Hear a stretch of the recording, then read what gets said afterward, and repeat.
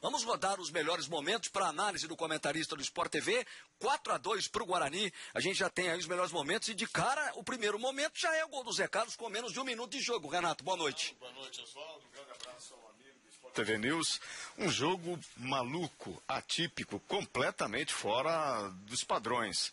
Se você imaginar que até 7 minutos do primeiro tempo se vencia, o Criciúma vencia por 2-0, mas vencia com personalidade. Vencia porque o Guarani não tinha entrado no jogo. Tomou um susto a 50 segundos e aí não conseguia se encontrar. Até que, a 9 minutos, o Guarani começou sim aí entrar na partida, reduziu aí a vantagem da equipe catarinense e começou aos poucos trabalhar, começou a batalhar. E tem um aspecto importante que a gente tem que citar aqui, o Criciúma, quando fez 2-0, parece que ficou um pouquinho meio desinteressada do jogo.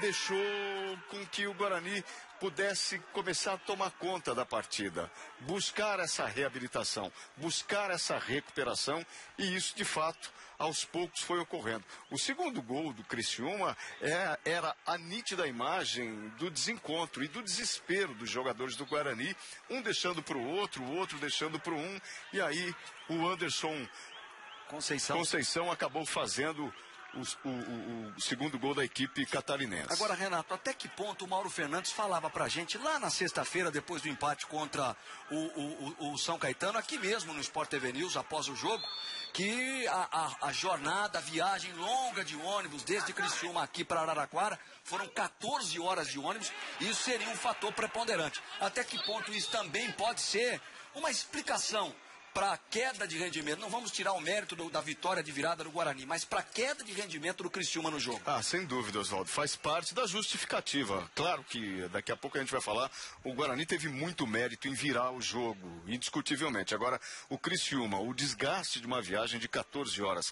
Aqui a temperatura na cidade de Araraquara hoje foi um dia muito quente, provavelmente o dia mais quente deste inverno de 2011. E evidentemente que o jogador acaba sentindo demais. Não bastasse isso, o Fábio Santana sentiu um desgaste físico, sentiu um mal-estar ainda no primeiro tempo, e ainda nesse primeiro tempo, o Zé Carlos acabou sofrendo uma contusão e foi substituído.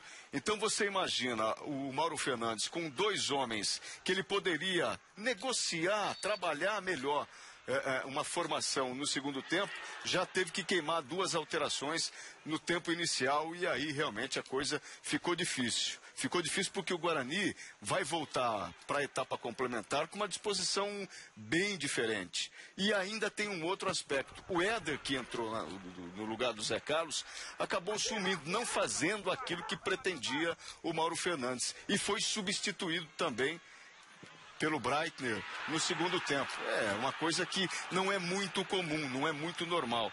E a gente observa esse gol do Dadá, o grande nome do jogo.